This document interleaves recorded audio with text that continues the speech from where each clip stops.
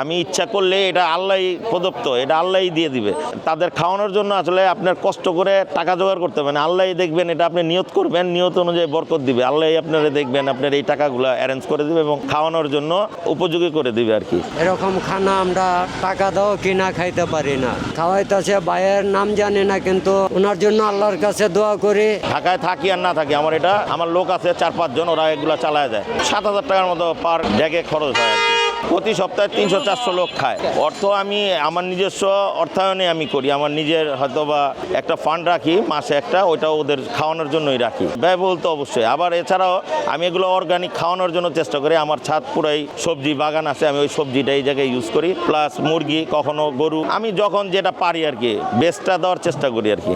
সমাজে অনেক সামর্থ্যবান লোক আছে, তারা চাইলেন তারাও এসে আমার সাথে পার্টিসিপেট করতে পারে। যদি তাদের নিজস্বভাবে না পারে তো আমার সাথে তারা হেল্প করতে পারে। এরকম কাজ করার জন্য কোনো অর্থ দরকার নেই, সদ ইচ্ছাই যথেষ্ট।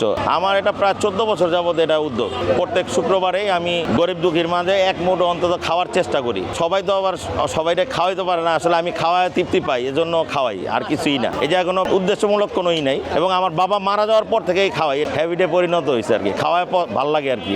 বাবার মারা যায় তখন আমি হয়তো ফার্স্ট অবস্থায় খাবারের একটা আয়োজন করছিলাম মোটামুটি বড় করে। এরপরে তো মনে হলো যে অনেকেই আসলে সারাদিন হয়তো একবেলা অন্তত খাওয়াইতে পারি, যদি এই পার্টিসিপেটটা আমি করতে পারি। এজন্য আমার নিজস্ব উদ্যোগে, এই যে কারো কোনো ডোনেট নাই, আমি আমার নিজের উদ্যোগে এগুলো করি আর কি। ইনশাল্লাহ এমন কখনো হয়নি, আল্লাহ এটা ব্যবস্থা করে দিছে। কোনো সপ্তাহ নাই বাদ গেছে, সবসময় চেষ্টা করি আর কি খাওয়ানোর জন্য, এবং বাদ হয়নি কখনোই। এই যে আজকে হয়তো দেখছেন একটু লোকজন বেশি হয়ে গেছে, তো এরকম অনেকটা বেশি হয়ে গেলে আমি আমার নিজে খাবারের জন্য এক বল রাখি, যেটা আমরা এই জায়গায় যারা কাজ করি তারা খাই। তো তখন আবার ওদের ওইটাই খাওয়াই দিছি, পরে আমরা অন্য কিছু খেয়ে নিছি আর কি, এরকম ব্যাপার। এর জন্য আমার কোনো মনে কষ্ট নাই, তাদের খাওয়াইতে পারলে আমি বরঞ্চ খুশি হই। আমার খুবই ভালো লাগে। আমি চাই আমার মতো সবাই এরকম আগায় আসুক, দুঃখী যারা আছে অন্তত একবেলা হইলেও খাইতে পারবে। হয়তোবা আমার জন্য একটু দোয়া করলো, এতটুকুই চাই আমি, এর চেয়ে বেশি কিছু চাই না তাদের কাছে।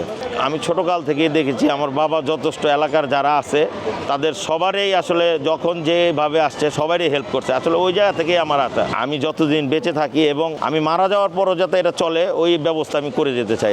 আমি আসলে ম্যাক্সিমাম টাইমই হয়তো আমার ব্যবসার কাজে কক্সবাজার হয়তো কখনো চায় না, কিন্তু আমি না থাকলেও এগুলার জন্য আমি অলরেডি 4 জন লোক রাখছি যারা কিনে পাকায় সবাইকে খাওয়ায়, এটা কখনোই বন্ধ হয় না। আসলে ভবিষ্যৎ নিয়ে আসলে অত ভাবি না, আমি যেভাবে আছি এইভাবে চলে যাব।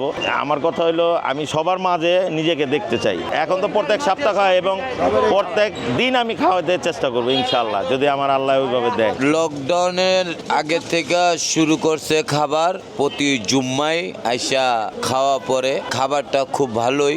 আমরা যারা অনাহার থাকে হ্যারে আল্লাহ আরো তৌফিক দান করুক, জানি উনি আরো আয়োজন করতে পারে, আরো মানুষ জানি খাওয়াইতে পারে। ওনাকে আল্লাহ আরো বেশি বেশি তৌফিক দেখ, উনি যেমন আরো আমাদের মতো আরো কিছু গরিব কাঙ্গাল মিসকিনকে মন ভরায় দিতে পারে। আমি প্রায় খাই 3-4 বছরের বেশি হবো ভাই, এর নাম জানি না, কিন্তু আমি জানি ভাই এখানে থাকে পালি নামাজ পরে ওষুধ বেশি কষ্ট করতেছি, আরো পর দেয় বাইকার দেওয়া ওষুধ কিনো।